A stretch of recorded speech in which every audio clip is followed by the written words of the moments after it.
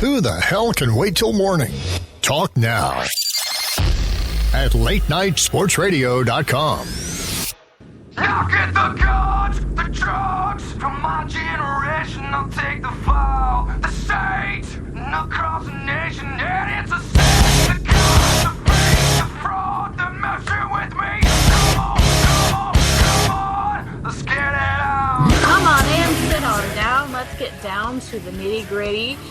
And we'll get right down to it. This is the Hold 1005 podcast. My name is Brandy, also known as Ryan Taylor Girl. I am anxiously counting the hours until I leave for my trip, my Wrestlecation.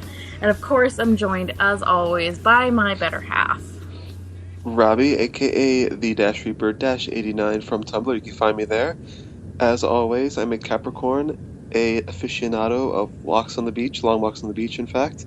And since it's back to school time here on Long Island, I hope everybody had good first days back. If not, don't worry, it gets better. Hang in there. You'll be fine. We started yesterday up here. Really? Well, this has been the first week of back to school, so... Anyway, we could get on and on about what you people in the lower 48 do wrong, because we're out of school by the end of May. No, it goes on until August in some cases, depending on what classes you have. We get out in May. So, we'll get into our little game, because after like 2 or 3 weeks of not having any news whatsoever, we've been bombarded in the last, I would say, 72 hours with an inordinate amount of news. Yes, and Sunday, I would have to say. Yes. So we'll start off with last week's move was number 747, which Vicky, of course, guessed correctly, which was the topic leg drop. That brings Vicky up to 13-0 now. Apparently, some people really want to see me play Arkham Asylum. Again, but it's a great game. I know, but I don't know how to play games. That's my whole thing here is I don't know how to play. Yes, as us in the gaming world would say, get good, GIT space GUD. It's gonna be a massacre. I should apologize to Stanley now or something. What? I said I should apologize now or something. Oh, okay. I was like, you can't apologize to Stanley. He didn't make Batman. Alright, this week's number is 867 because I was inspired by the hit song from the 80s, 867-5309, which is actually still a working phone number. So in case you ever get, double dog dared at a sleepover to prank call somebody, dial 867-5309. It's a working number. Where does it go to, that number? California. Oh, okay. And that's when they put the rule that you can't use real phone numbers in TV, movies, songs, because they started calling this number and it drove the people insane, so they had to change their number. I love old phone numbers that still are operational in some way or another. I remember watching this one video game review, Who Framed Roger Rabbit for the old NES, and one of the parts of the game has a phone number that you're actually supposed to call, so you can actually get a tip. But this was during the mid-'80s. Nowadays, that phone number redirects to a sex hotline. And to say that it's mind-blowing would be an understatement. It goes to show just how far phone numbers have come, for better or for worse, depending on how you view... Rabbit's other occupation. Yes.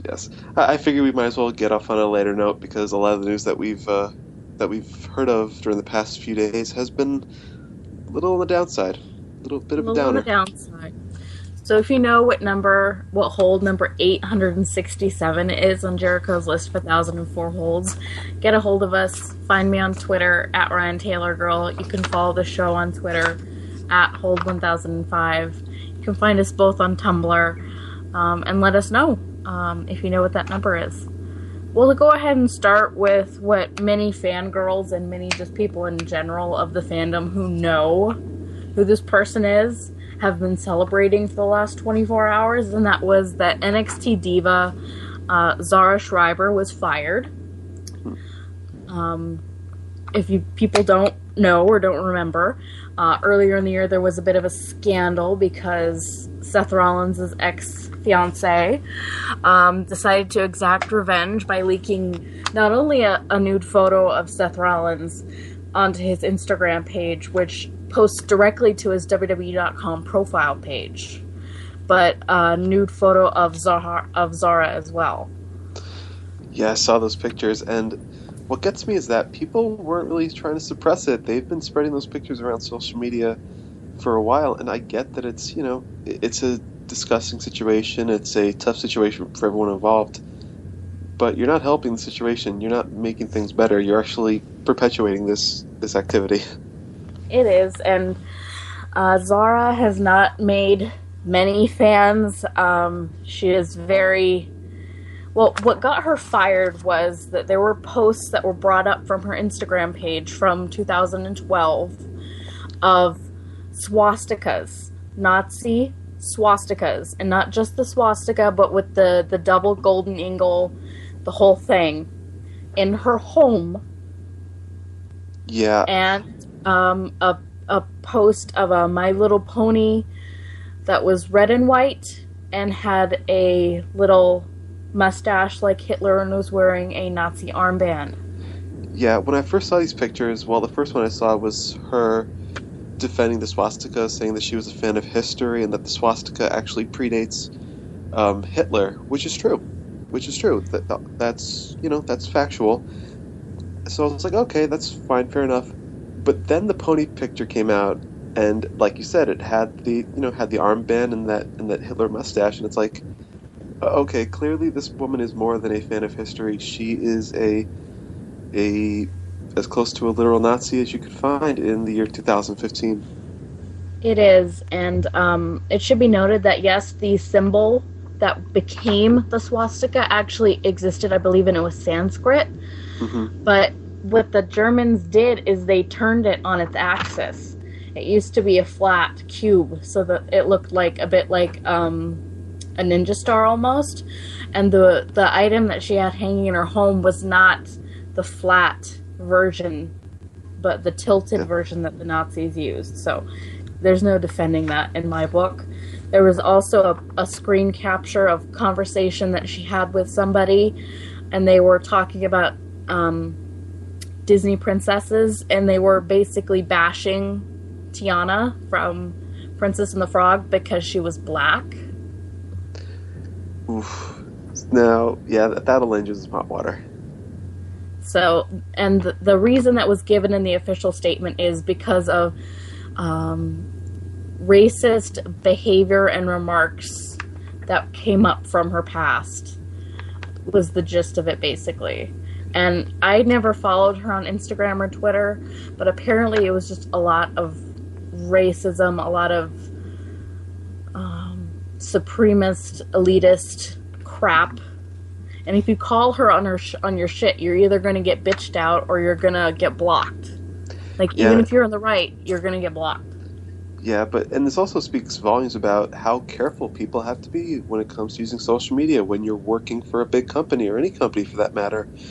The internet has given us the opportunity to save information and save content of any degree, and that can be both a blessing and a curse. A curse in the sense that it's never fully gone. You can delete posts, but when you're in the public eye, that content is more likely than not, it's going to remain. And for anyone who is planning on finding a new job or finding, a higher position of power in whatever field they'd like, be careful about what you post on social media. That's what it comes down to. Exactly. It can come back to haunt you, as evidenced here. Also in the not so fun situations, TNA superstar Bram, who was also Currently married to WWE diva Charlotte, though I have found out that they are in the process of getting divorced. Yes. And they've been separated for some time, at least all of 2015, if not longer. But he was arrested on charges of domestic battery and abuse and false imprisonment. He was released earlier today on a $6,000 cash-only bond, which is equal to a $60,000 bond. And he has been suspended indefinitely from TNA. Yeah, and this wasn't the first time that Bram's been in legal trouble. When you go back to, I think, was it 2012, I believe? He was let go by WWE following a DUI. And this was during the time when he was part of the Ascension with Conor O'Brien, who's currently known as Conor. And just the stories you hear about this guy, he doesn't seem like a model worker. You know, he's a great wrestler. You know, I've had no problems with his work. He's good. But that's not enough. You have to be able to showcase professionalism. And this guy clearly has some demons that he has to work out. He has some personal issues that he has to iron out before he comes back to work. Exactly. And it should be noted that this domestic incident did not involve Charlotte whatsoever. This involves somebody else in his life. Yeah, his live-in girlfriend, from what I've heard. I hadn't heard that, but that's probable with the domestic violence situation. Mm-hmm. Also, WWE legend Jimmy Superfly Snuka has been arrested on charges of third-degree murder and manslaughter relating to the 1983 death of his girlfriend. The stories are conflicted. There's different accounts that he gave, and there's no clear evidence as to what really happened. But the coroner's report did say that it appeared she had been a sufferer of what he called mate abuse, and that she had multiple bruises and contusions on her body, and she suffered a massive concussion that was not treated, and that's why she died. Yeah, I heard about that. And keep in mind, this, you know, the death of Nancy Argentino, who was Jimmy Snuka's girlfriend, this happened back in 1983 when Snuka was a big, noteworthy star in WWE. And it just seemed like, according to some reports, it was swept under the rug by Vince McMahon and WWE in general. And since then, it's become like one of these big pro wrestling urban legends, not unlike the urban legend that Vince McMahon sent Scott Hall and Kevin Nash to WCW to kill it, or the Montreal Screwjob being a work. This is an urban legend that might have some truth to it. Well, it definitely has some grain of truth to it, because obviously there was something that happened and this woman passed away. There had been no incidents in his past other than one charge of battery that was pled down to a misdemeanor with Nancy, but that she had stated that he had never struck her purposefully, and nor have I really seen any evidence going forward that was ever reported that he was ever violent with anybody. And I'm not saying that that can't happen, because it can. I'm just saying there's no real evidence, because what you have is a 30-year-old cold case. You have a coroner's report, and you have nobody who was in that room to say what happened. Yeah, and I can't imagine how that family must have felt all these years, you know, knowing that someone in their family had died by these almost mysterious means that you believe the outcome of, and seeing Snuka on TV being admired for being a legend. I can't imagine that was very easy for that family, and I hope that they can get some sort of closure with this case, because after dealing with this problem since '83, I'd like to think that they would get some sort of break from it, at least emotionally. At least, but that also becomes, yes, somebody, that there needs to be justice for this young woman's death if there was a crime that occurred. But Jimmy Snuka is 70 years old. Yeah. He is in frail, failing health. He has cancer. So you then have to kind of, okay, is he really physically, mentally competent to withstand this. I have to be very worried for his health because he was put in county jail. He's being held on $100,000 bail. And if that was me, my health would go like into the floor. Yeah, I mean, he's been struggling in just mundane scenarios when you're placed in a position like county jail, where there's, you know, a chance that something bad will happen to you. Yes, it's going to have a negative impact on your health. And this story, I've been hearing rumors, and these are just rumors, by the way. Nothing about this is, you know, factual, at least up until now.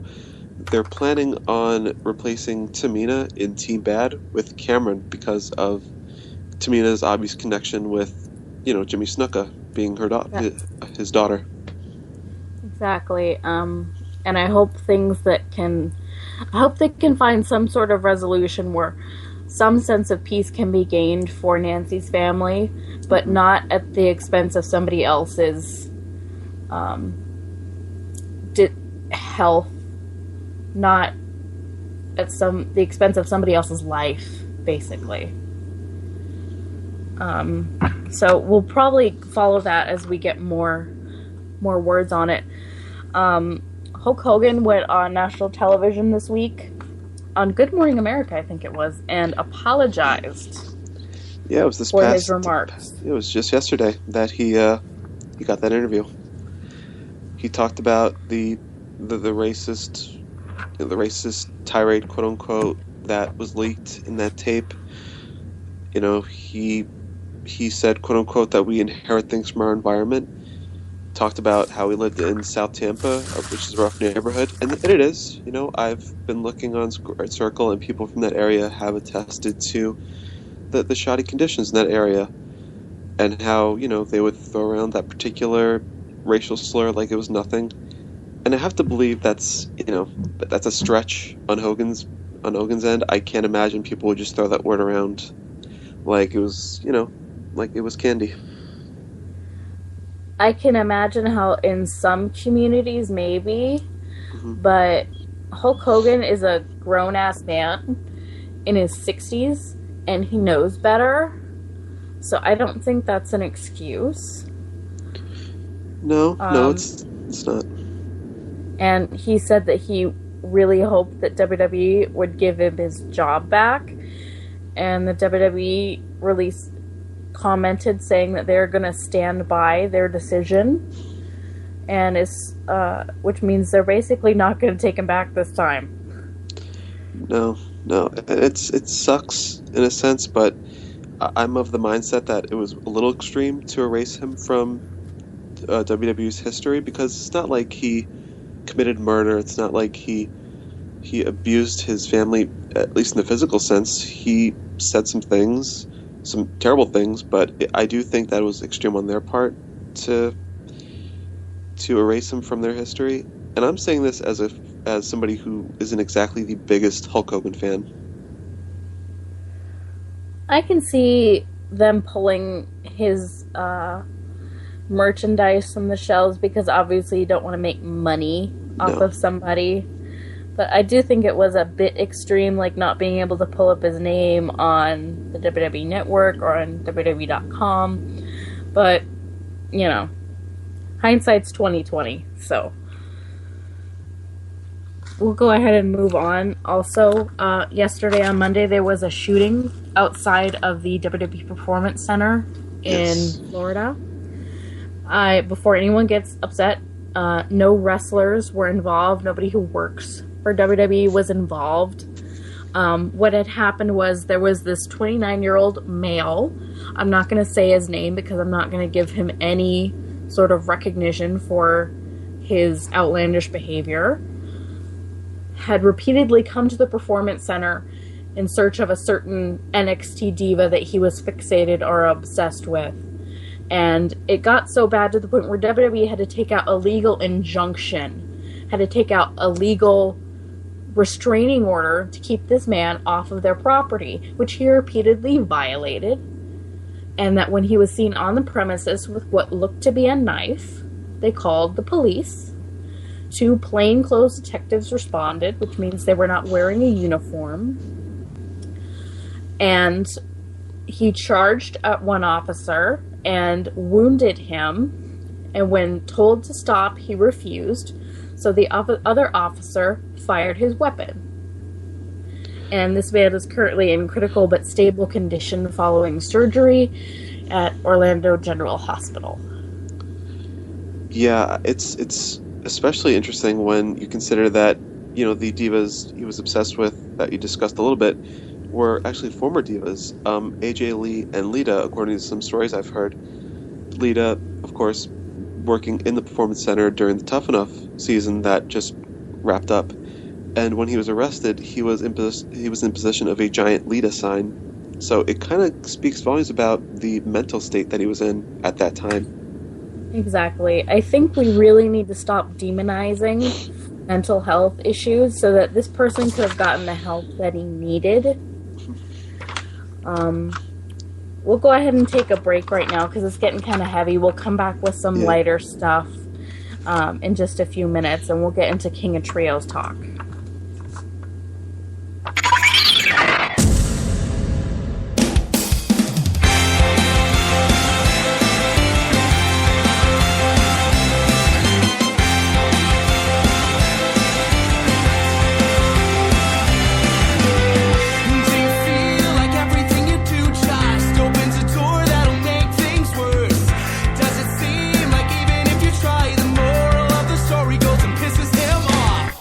Maybe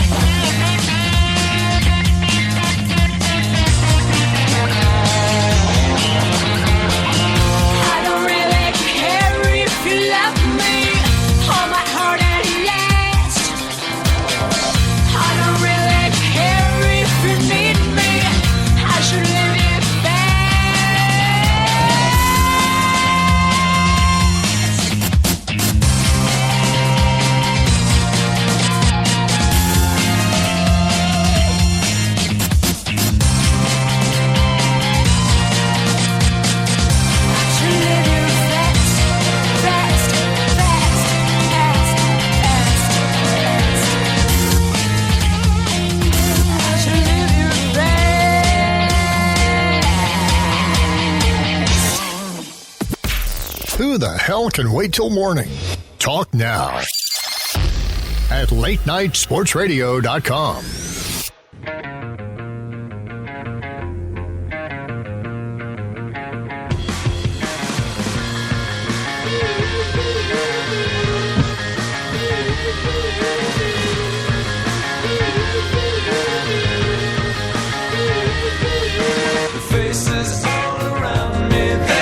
All right. Welcome back to the Hold 1005 podcast. We kind of left you on a dark note, so we're going to take you into some fun stuff.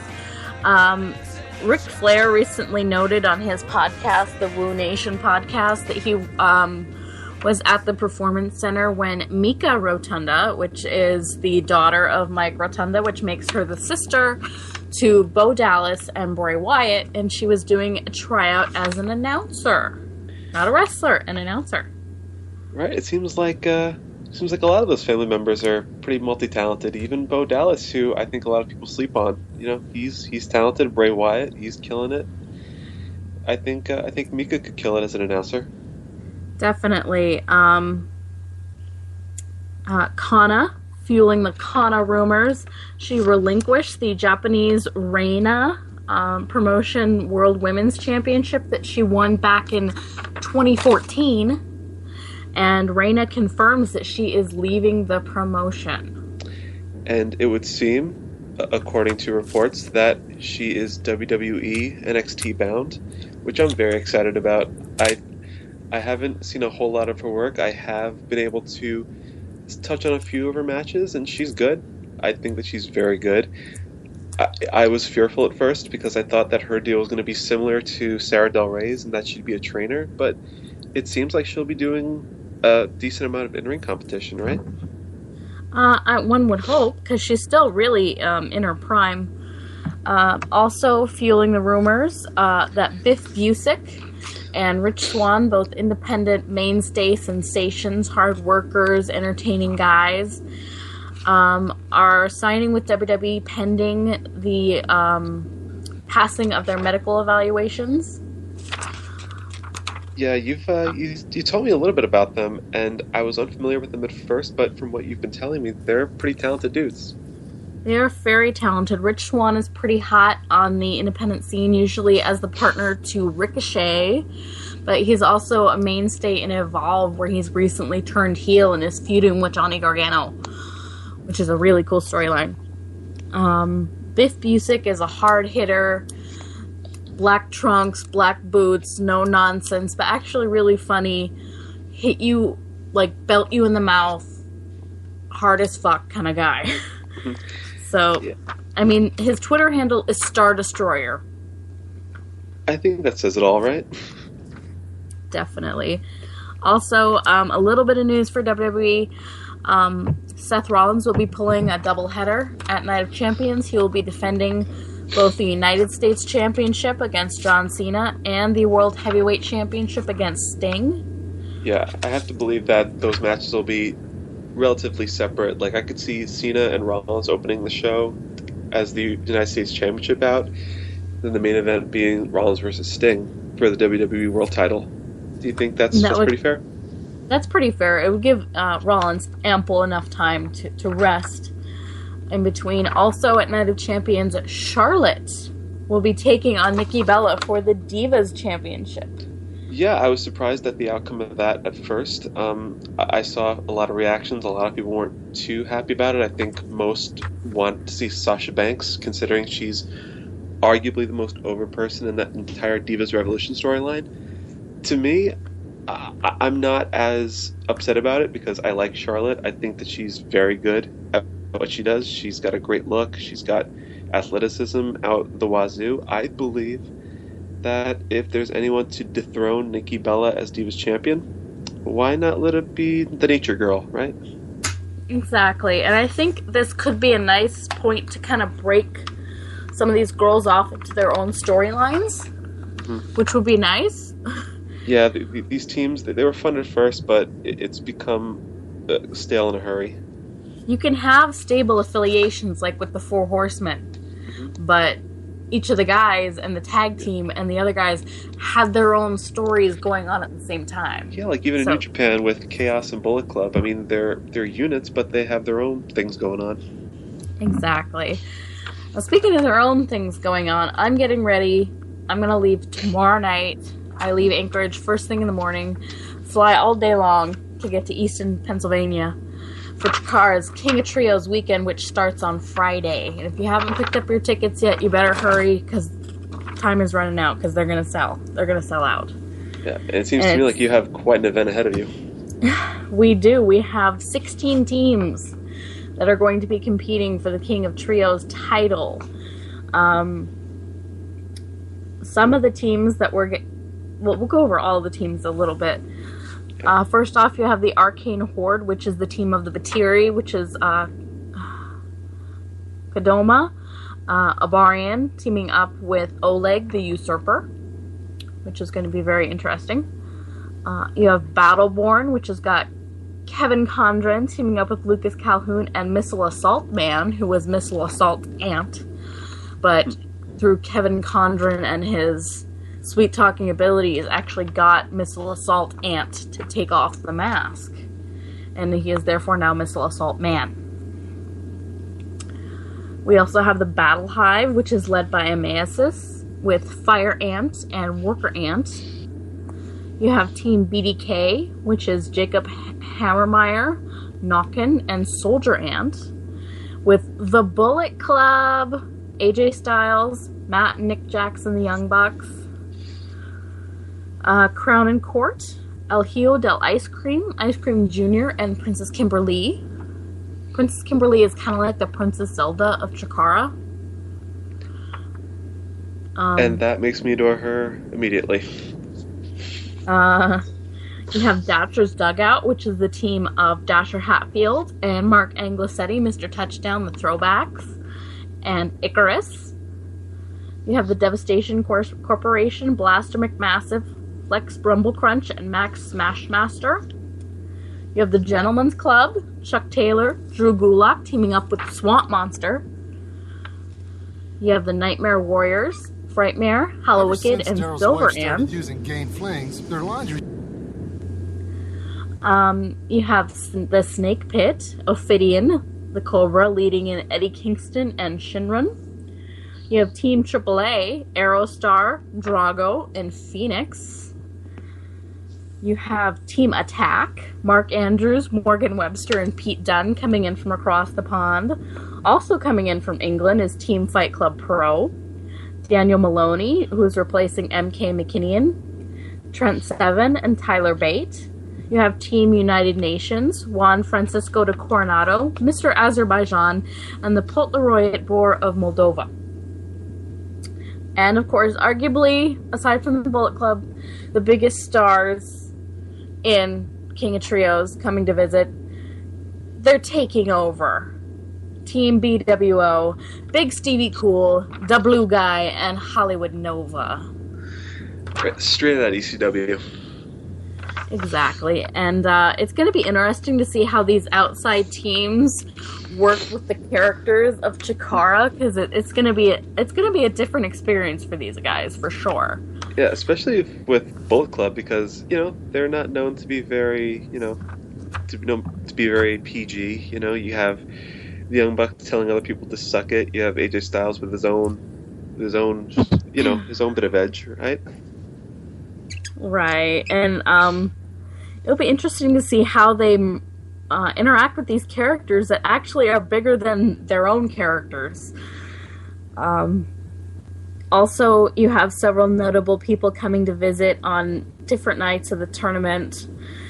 Sean X-Pac Waltman is going to be visiting on night 1. M-Dog, Matt Cross, and Two Cold Scorpio will be there night 2. And the current Chikara Young Lions Cup winner, Heidi Lovelace, will be there on night 3. And night 3 will also feature a tag team gauntlet, which features the return of the beloved 3.0. A very beloved tag team in Chikara. Yes, and for those who don't know a lot about Chikara, who, are sort of using this as their jump-off point, my lovely co-host recently published an article detailing Chikara and the King of Trios tournament in particular. So, going over to Live 87 Sports fans and give it a look-see. It's a very good read. Thank you, honey. I just gave a little bit of an interlude of how I got into Chikara because they are very old school and that they're very cartoony character, superhero-like storylines, and they keep the kayfabe is very close. The people under the mask, we don't know who they are, and nobody's gonna tell you, even under the threat of pulling Pikachu's tail off. Nobody's gonna tell you. Exactly, So, which does make Chikara sort of like the perfect. It's very family friendly, so Yeah. It's also very family friendly, so if you have kids and you really wanted to introduce them to wrestling, but you weren't quite sure about language, sexual overtones, violence, Chikara is a good place to start because there isn't any of that. Yeah, WWE does pride itself on being a very PG company, but I'd argue that Chikara does it better because it's not afraid to be a little bit silly. It's not afraid to, go a little over the top for the sake of entertainment. No, because wrestling is fun. I mean, most of us fell in love with wrestling as a kid, and we remember when these guys were superheroes or comic book characters, and that's exactly what these characters are, which is awesome. There's no sexual overtones. The cutest, the hottest it gets is because Jervis Cottonbelly has a crush on Princess Kimberly. Oh, and she makes him blush. That's about as hot and heavy as it gets. Right, it's basically just something you'd see out of a Super Mario game or a Legend of Zelda game, as the case may be with Kimberly. Pretty much. And of course, it's great wrestling action. These guys really are talented, really good at telling their own little stories and keeping you involved, and make sure that you have fun, because that's what it's all about. Wrestling is fun. I mean, let's face it, we're watching people roll around in a raised platform with ropes around it. They're wearing baby oil and spandex. Yeah, when you think about it, pro wrestling, by its nature, is kind of silly. I think we're sure enough to admit that. But that's why we like it, in a way. Exactly. And if you wanted to try Chikara, but not go through a lot of expense because they're mostly based in the Northeast, they have a streaming service called Chikaratopia, and you can get a free 7-day trial. So you can watch. You have access to over 150 hours of footage. And then if you like it, you want to keep trying it, it's only $7.99 a month.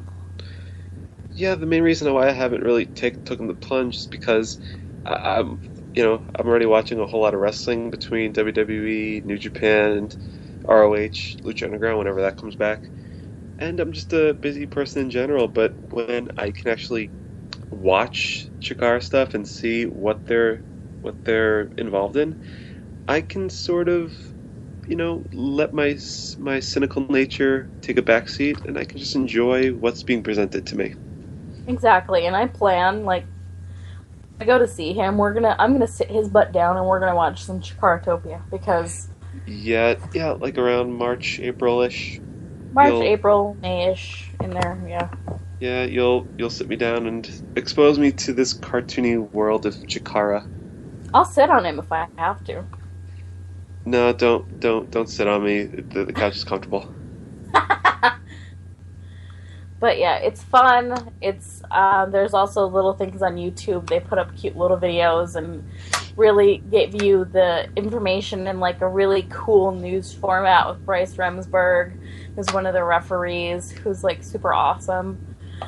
And they put together some really great video packages for this King of Trios tournament. So I have a feeling this is going to be massive. And when I get back into town next Tuesday, can you guess what we're going to be talking about next Tuesday night? I'm gonna take a stab in the dark. Maybe we'll be discussing King of Trios. We'll discuss a little bit of King of Trios. That's if, of course, I survive meeting AJ Styles. You guys, look, lady, if I can survive meeting Nakamura, you can survive meeting AJ Styles. Okay? This is true, Okay. but we're hoping. Yeah, I survived meeting my current man crush. You can survive meeting one of your crushes. Okay? I'll try. Jordan better be there to catch me just in case. Yeah, I don't want you to crack your pretty little head open. So we'll leave you on this note. Wrestling is fun. Always use the internet to find what you love. Support what you love. We'll see you next week right here, Hold 1005. Have a good night.